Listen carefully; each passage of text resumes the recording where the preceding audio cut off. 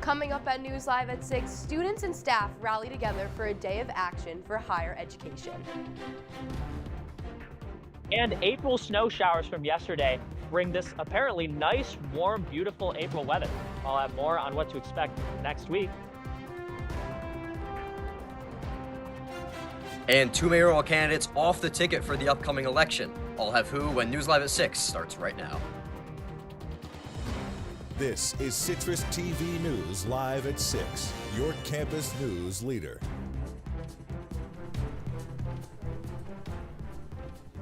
Today is a day of action for higher education. Welcome into News Live at 6. I'm Cora Mayer-Costa. And I'm Isabella Galan. Many students and staff came together to rally for change and raise awareness about critical issues affecting colleges nationwide. Our Sophia DeStasso is here in studio to tell us more. Thanks, Isabella. Today is National Day of Action to fight for higher education. Each university has gathered together to have a collective voice and speak out against issues affecting education. These include prohibiting teaching of specific subjects and rolling back advancements in diversity, equity, and inclusion. They are taking action to defend the rights of teachers and students. They are fighting for full public funding and the guarantee that every student will have access to a college education as a civil right. They are defending international students and campus workers all throughout the U.S. At many universities from coast to coast were a part of this day. As you can see in the map behind me, all of these pins represent universities participating today, each having a variety of events here. Here at SU, we hosted a webinar today with different faculty members to bring awareness to the recent federal executive orders and how they are affecting universities. At Hamilton College in Clinton, New York, they had a march across the campus. Then they had an all-campus gathering to discuss how students are being affected. At Cornell, they also had a rally today demanding the university leadership and board of trustees resist without holding the federal funds. These are just a few examples of the universities that participated today. But everyone that did worked to renew the vision of higher education and fight back for students and faculty. Reporting in studio, I'm Sophia DeStasso. Thank you, Sophia. Now, 35 students have been chosen to honor those killed in Pan Am Flight 103 as next year's Remembrance Scholars. The university announced the list of students who will receive the annual distinction this morning. This upcoming school year will be the 36th year SU has given out the scholarships and commemorated the tragedy. Now looking to what happened yesterday, the Department of Languages, Literatures, and Linguistics is embracing the diverse amount of cultures SU is home to. Our Sunny Sawaya joins us live in studio to tell us what the department hosted on the quad yesterday. Sunny? That's right, guys. Yesterday at Cultures on the Quad, clubs and club representatives for different countries got together to educate attendees on more on their cultures. When I asked students if they felt what they felt about SU, they said it did an accurate job at representing different heritages. Despite Syracuse snow and wind lingering in late April, crowds still gathered for SU's Culture on the Quad event. This event has been taking place at Syracuse University for over 50 years. The gathering, hosted by the Linguistics Department, featured tables from each program and culture, showcasing their traditions, languages, and foods. We have so many programs, and every single program has a table here, and we are playing all the music, learning so much, just small little phrases even, tasting all the different food. Engaging in the conversations. It's a really beautiful event. We look forward to this every year. Involved students and attendees were big fans of the event. They just wished for more. I don't know. I feel like it'd be cool to have more events, but I realize that's hard because it requires student participation. So I don't know, maybe just like more involvement from the student side of things. More events where like people from outside of the department get to come. Because usually we only have people in the department going to the smaller ones. So I think more like this, if people have the time to organize it, I think that would be great. Overall, a great time was had bringing global experiences right to SU's quad. For Citrus TV, I'm Sunny Swaya. Thank you, Sunny. Now, I know when looking at that, there was a lot of snow yesterday, which was very, very annoying for me personally, but Today was a complete switch up, Cora. Listen, from snow to sun, I'm not complaining. We now turn to our Spencer Congel or Top Gun Maverick, depending on your choice of pick. Spencer, how's it looking out there? Cora, it's looking wonderful out here. It's nice and bright and sunny. I've got my sunglasses on. There's not a cloud in the sky, as my wonderful photographer Ronnie said just a few minutes ago. The sky is as blue as a robin's egg. It's really wonderful. 51 degrees right now. It's a little breezy, but definitely not too bad. As we move later into tonight, it is really going to cool off. We're going to see a low in the mid 30-degree range. So it's going to get a bit chilly. Luckily, no precipitation, so we're not going to see any more of that snow that we saw yesterday. But luckily, tomorrow, those temperatures are going to go right back up into the high 60s, maybe even around the 70s. So I'm definitely looking forward to that. I enjoyed and I'm still enjoying this nice, beautiful, sunny Syracuse day that we don't tend to get too much in April. I'll have more on your full 5-day forecast in just a bit. Until then, Cora and Isabella. Thank you, Spencer. Looking forward to it. Following objections on signatures collected by 2 mayoral candidates, the Board of Elections held hearings for the pair today. That's right. Our Roman Verna is live from the election offices. Roman, what do we know? Yeah, guys, those hearings taking place earlier today, right behind me at the Onondaga County Board of Elections. Now, preliminarily, before these rulings, these 2 candidates, Alfonso Davis and Jimmy Oliver, were not going to be allowed on the ticket due to the discrepancies in their signatures. Now, today, the board affirming those rulings, those initial rulings, and saying that they will not appear on the official Democratic primary ticket. Now, this comes after they submitted over 1,000 signatures, which is what is needed in the city of Syracuse to appear on a ballot. However, objections filed were stating that there were discrepancies in these signatures, and that's what the board reviewed today and finally came to the conclusion that these 2 candidates will not be allowed on the ticket. Now, that leaves Democratic endorsement. So, the councilman with the Democratic endorsement, Pat Hogan, deputy mayor who received the Working Families Party endorsement, Sharon Owens, and then, of course, Councilman Chol Majak. Now, the Democratic primary will take place on June 24th, and the general election will take place on November 5th, where whoever wins the Democratic primary will face the sole Republican, Tom Biblion. That's all I have for now, guys. Reporting live from the Onondaga County Board of Elections, Roman Verna, Citrus TV News. Thank you, Roman. Now moving from the state, or rather moving from the county to the state, New York's Legislature Economic Development Committee approved a $27 million loan to improve economic development. Onondaga County officials plan to use the loan to buy land for companies interested in doing business with Micron Technology and other firms. This comes after the county already spent $45 million on the Micron site. County Executive Ryan McMahon says the additional sites would lure a few of the 900 companies supplying Micron with materials and services to the area. Change is on the way for visitors looking for a place to stay near campus. After the Sheraton and many other hotels closed within the last year, a new hotel is on the way. Our Benjamin Lefkowitz has more on how this will positively impact visitors. With a city of a population under 200,000, there is only a handful of hotels to choose from. The Sheraton and Crowne Plaza hotels were staples for those visiting Syracuse for years. In May of 2024, the Sheraton was converted into the dorm Orange Hall. The Crowne Plaza also closed during the same year.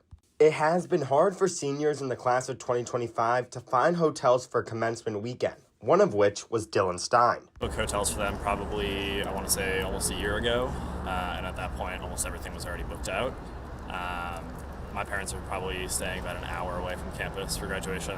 Change is on the way. The university announced last week that the Graduate Hotel by Hilton will open on University Avenue in the fall of 2027. The Sheraton and Crowne Plaza closed. Campus visitors have struggled with finding places to stay, while businesses have also had a hard time finding convenient locations to hold meetings and conventions.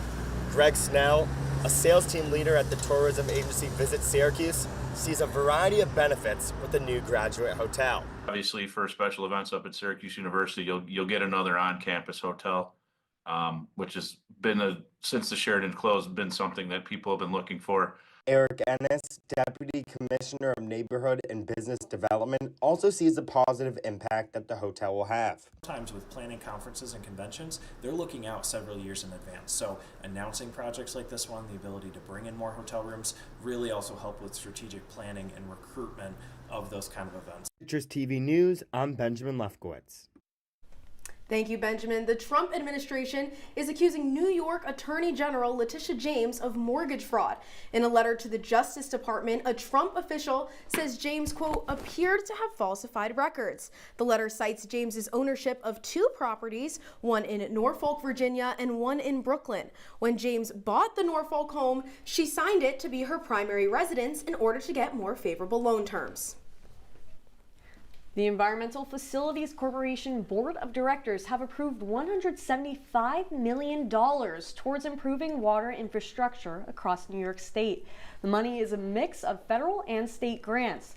Funds will go towards certain projects across the state, and these projects include things like building and improving sewers, water mains, and drinking systems. You can track for the progress of these projects with a map on ecf.ny.gov. And coming up on News Live at 6, President Trump is putting the future of birthright citizenship in jeopardy. Find out how the Supreme Court plans to respond. And Jerome Powell's future, how President Trump is reacting to critical views on administration policies when we come back. To an excellent episode of Live from Studio B.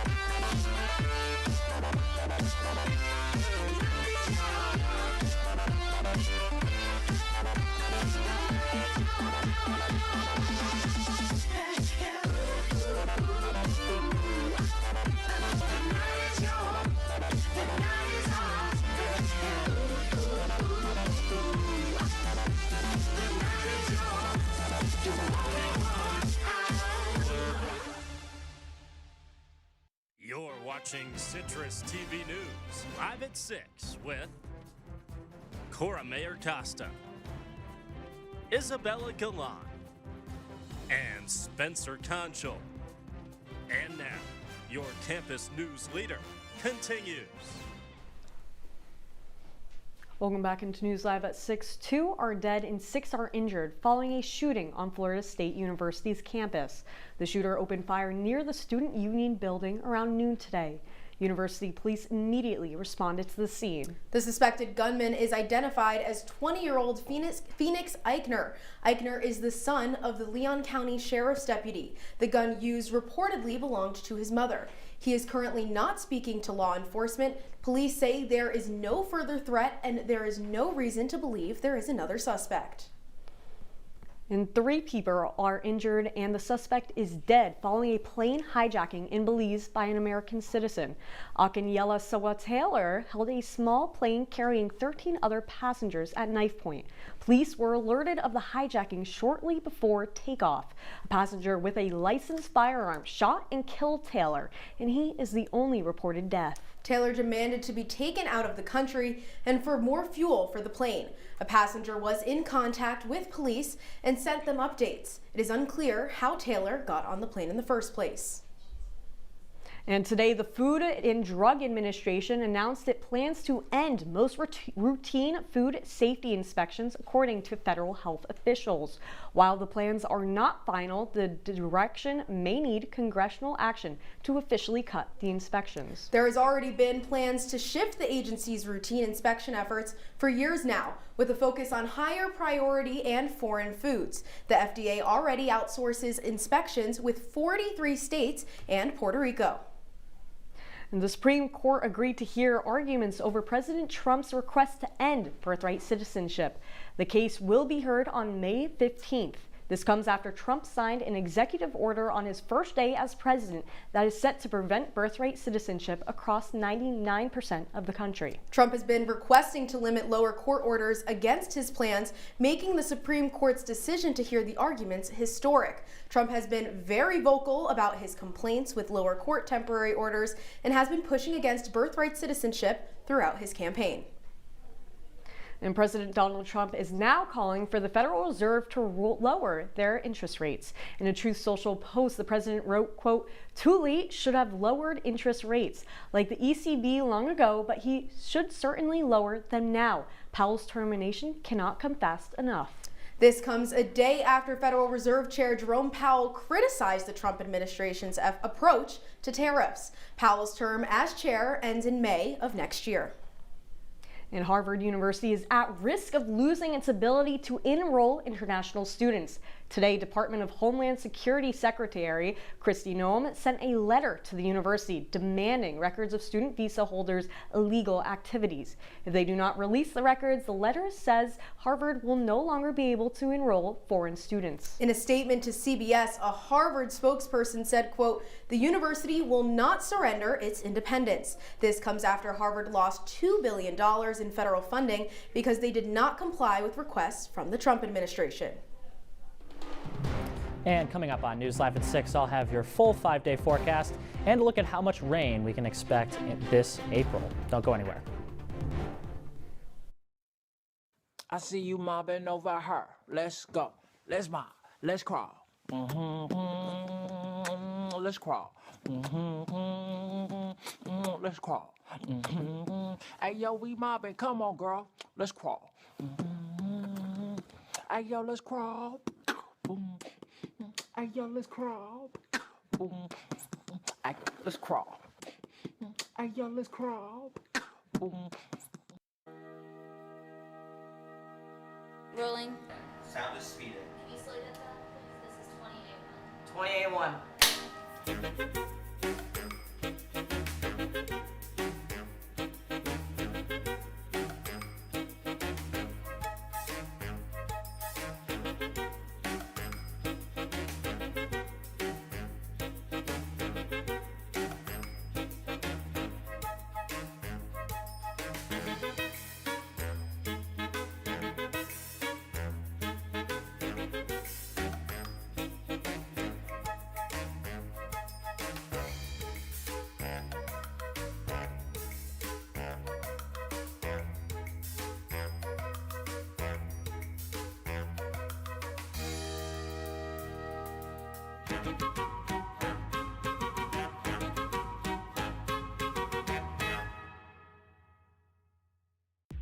From the CitrusTV Weather Center, this is SU's most accurate weather forecast.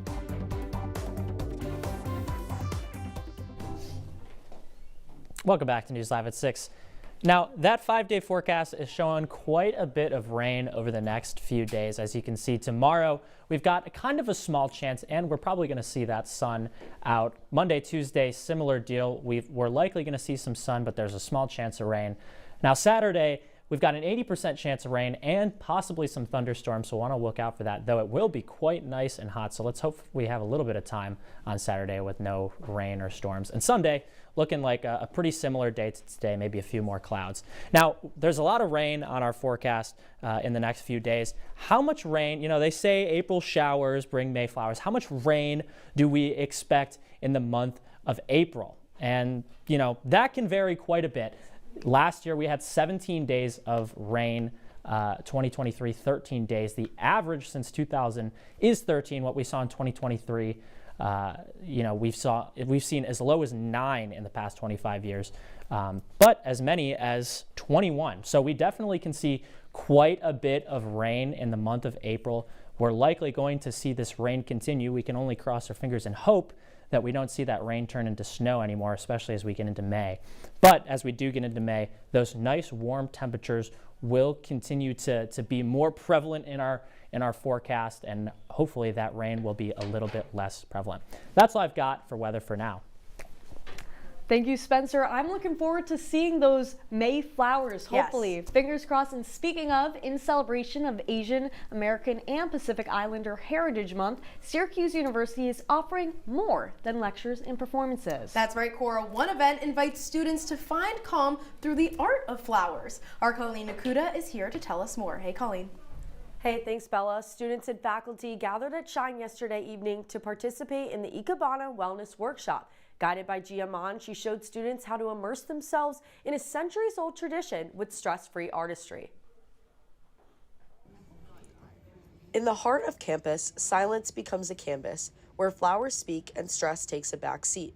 This is Ikebana, the Japanese art of flower arranging, more than a visual craft, but a meditative ritual, brought to life in this hands-on wellness workshop at SU.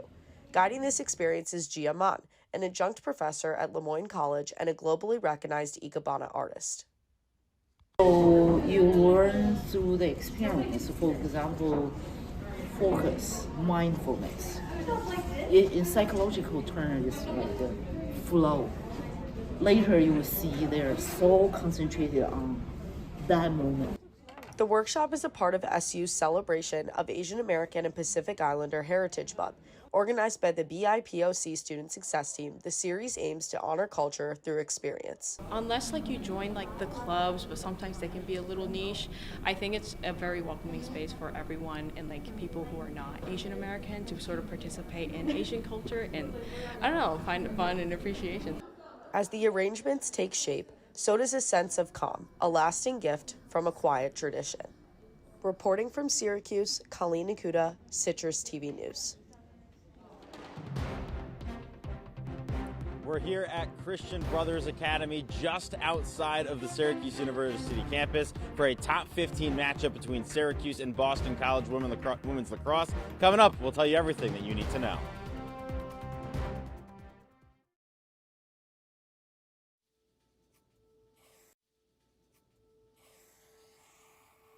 Dad? Just 1 minute, okay? Hey, Bobo, do trees tell each other stories? I'm sorry. I'm afraid I don't know that. Hey, why don't we go find out?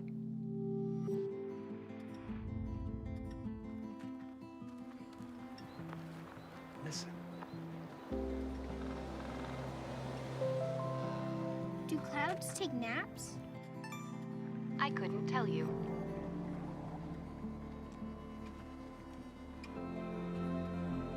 Can birds draw pictures?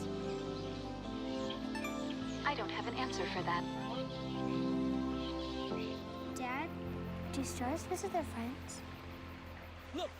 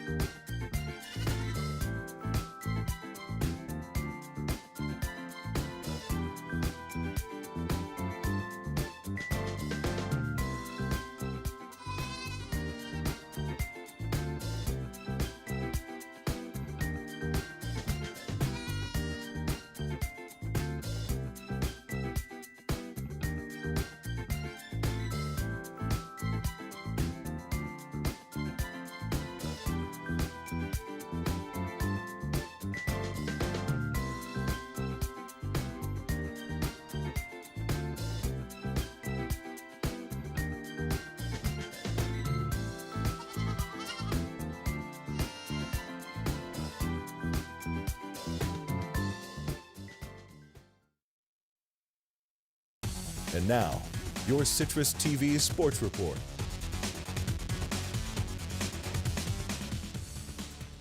We've got one of the biggest women's lacrosse games of the season today here at Christian Brothers Academy. Welcome into sports. I'm Adam Gotkin. Today, it's number 14 Syracuse taking on number 2 Boston College. This is a game that's got a lot of eyeballs in it because the Eagles are the reigning national champions, and the Orange have really struggled lately. That number 14 ranking for Syracuse is the worst of the Kayla Trainer era. Last time out, Syracuse had one of the worst losses in years, falling 14-11 to Virginia Tech. And it was a game where Syracuse never led. Absolutely shocking for a matchup against the Hokies because Syracuse had never lost in regulation to Virginia Tech before. The Orange won the draw control battle in this game. Both teams had committed the same amount of turnovers, but still, Syracuse just could not do enough to win the game. It was Virginia Tech's first-ranked win of the season. Here's what Syracuse head coach Kayla Trainer had to say about her team's shortcomings against the Hokies. 36-29. It was our shooting. Our shooting was really bad, and the goalie was great. If you can't shoot and you're playing against a hot goalie and the other team that's playing really well, you're going to lose, and we learned that today. Lauren. And so for Syracuse today, it's a massive matchup against Boston College, the final game of the regular season for the Cuse. And this is an Eagles team that is red hot, scored 24 goals last time out against a ranked Virginia team. And again, this is a Syracuse team that is really slowing down right now. They've lost 2 out of the last 3. And in this matchup in particular, the Orange have lost 7 in a row to the Eagles. That includes 2 Final Four games and 4 years ago, a loss in the national title game. In fact, Syracuse has never beaten BC since Kayla Trainer took over as the head coach in 2022. The last time SU beat BC, Emma Ward was in her true freshman year. She had 5 goals in that game. Emma Ward, of course, now a graduate student, trying to will her team to victory. And to help break down this game, we've got one of the Syracuse women's lacrosse beat reporters, Jake Klein, with us. Jake, if Syracuse is going to win this game, how important is it for Emma Ward to come out strong? Well, you said it. She's averaged under an assist a game in her career against Boston College, and she'll be the all-time assist leader at Syracuse if she gets one today. She's the catalyst of this offense, especially without Olivia Adamson for most of the year. She's got to make it happen from X if Syracuse wants any chance tonight. And I know it's pretty confusing when it comes to the ACC standings, but this is an important game. You got to be quick, but kind of walk me through the situations in this game. Well, more likely than not, it's going to be Stanford for Syracuse. The only outcome, really, that would change that tonight is if Duke upsets undefeated North Carolina. Well, Jake, thank you so much. You can catch this guy on Orange Press Pass at 10 p.m. after the game. Follow him on Twitter at Jake_ for all the updates. Back to you in studio, Cora and Isabella. Thanks, Adam. And when we come back, we'll have your wake-up weather. Stay with us. Stand is precise, no margin for error. Dare to forget that. Dare to have fun with it. Get weird with it. Dare to send those old STEM theories flying past the neighbor's house into outer space. Dare to program something internet-breaking, record-breaking. Dare to blow their minds. Dare to learn the difference between sedimentary and metamorphic rock. Go find those rocks. Dare to keep daring. Dare to STEM. Check out She Can STEM to get started.